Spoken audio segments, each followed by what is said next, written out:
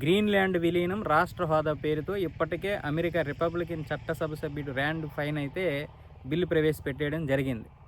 దీని గురించి ఎన్నిసార్లు నాటో చెప్పినా సరే, అంటే గ్రీన్లాండ్ విషయంలో మీరు దూకుడు పెంచకండి, గ్రీన్లాండ్ డెన్మార్క్ ఆధ్వర్యంలోనే ఉంటుంది, గ్రీన్లాండ్కి ఏదైనా జరిగితే మనందరం ఏదో ఒకటి చేద్దాం అని నాటో దేశాలు అమెరికాకి ఎంత చెప్పినా సరే, అమెరికా మాత్రం ఇప్పుడు గ్రీన్లాండ్ని ఈ సమయంలో మనం స్వాధీనం చేసుకోకపోతే, విలీనం చేసుకోకపోతే చైనా కానీ రష్యా కానీ ఖచ్చితంగా విలీనం చేసుకుంటాయని, అంటే ఆ రెండు దేశాలు బూచీగా చూపిస్తూ ఇప్పుడు అమెరికా ఈ యొక్క బిల్లు పెట్టేసింది, గ్రీన్లాండ్ విలీనం రాష్ట్ర హోదా అని.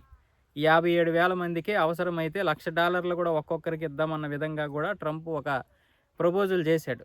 ఆ ప్రపోజల్కి వాళ్ళు ఒప్పుకోలేదు. మమ్మల్ని మీరు డబ్బుతో కొనలేరు అని చెప్తే, అయితే మేము మీతో డబ్బుతో మిమ్మల్ని డబ్బుతో కొనలేకపోతే మిమ్మల్ని ఖచ్చితంగా ఏదో ఒకటి బలవంత చర్య అయితే జరుగుతుందని ట్రంప్ చేశాడు, ప్రకటన చేశాడు. దానికి నాటో దేశాలు వ్యతిరేకం చెప్పాయి. అయినా సరే ఇప్పుడు ధిక్కరిస్తున్నాడు, ఆ నాటో దేశాల్ని ధిక్కరించేశాడు. ఇప్పుడు నాటో దేశాల మాట విని ఒకవేళ వెనక్కి తగ్గితే ఏదో ఒకరోజు చైనా ఆక్రమించేస్తుంది. ఇప్పుడు చైనా అక్కడ 10%, 11% తవ్వకాలు జరుపుతోంది. కానీ ఆ చైనా పేరు చెప్పి ఇప్పుడు దీన్ని విలీనం చేసుకోవాలి. ఆ విలీనం చేసుకోవడానికి ట్రంప్ మొదటి నుంచి కూడా ఈ ప్లాన్ వేశాడు. ఆ ప్లాన్ ఇప్పుడు వర్కౌట్ అవుతుంది.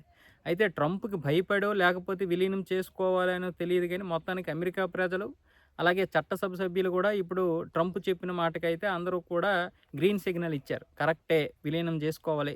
ఒకవేళ చైనా వస్తే లేదా రష్యా ఆక్రమించుకుంటే ఇంత దగ్గరలో ఉన్నటువంటి ఒక దీవిని చైనాను రష్యాను ఆధిపత్యం చెలాయిస్తే మనకి ఎంత ప్రమాదం అన్న విధంగా వాళ్ళు కూడా ఉన్నారు. మొత్తానికి ఈ విషయంలోనైతే అమెరికాని నాటో ధిక్కరించకపోయినా పట్టించుకోవడం లేదు. అమెరికా మొదటనే చెప్పేశాడు, మాకు ఏదైనా సమస్య వస్తే నాటో వస్తుందని నమ్మకం నాకు లేదు, కానీ నాటోకి ఏదైనా సమస్య వస్తే మాత్రం అమెరికా ఉంటుంది ముందని మొన్నే చెప్పాడు. అంటే నాటోకి చాలా వరకు ఇప్పుడు వ్యతిరేక పవనాలే ఉంటాయి ట్రంప్ నుంచి, అది స్పష్టంగా చెప్పేశాడు. ఇక నాటో దేశాలే ఆలోచించుకోవాలి.